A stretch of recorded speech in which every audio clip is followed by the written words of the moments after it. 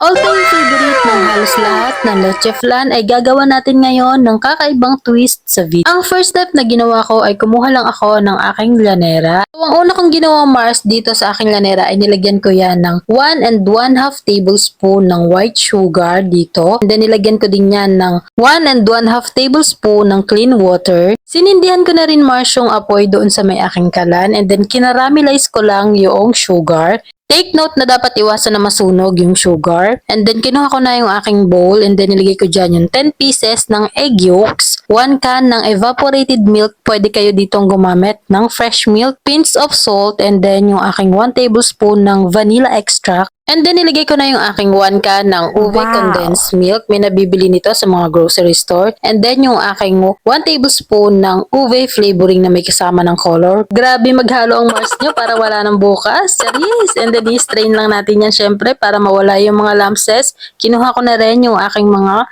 pinalamig kanina ng mga kinaramelized na sugar. And then nilagyan ko yun bawat isa ng tigo 1 cup. Make sure na wag sobrang puno yung mga lanera. Kumuha na nga rin pala ko Mars ng foil and then kinover up ko lang mabuti bawat isa ng lanera. Make sure na walang makakapasok na hangin sa loob. And syempre Mars, nakagawa ako dyan ng 5 pieces. Nilagay ko lang din yan sa aking steamer. Make sure Mars na yung takip ng steamer ay lalagyan ng malinis na tela and then lutuin lang yan for 45 to 50 minutes sa mahinang apoy and then palamigin lang ng konti bago buksan. Tignan nyo naman ang Mars nyo at pinili talagang buksan. Makulit din talaga minsan. Napaso tuloy.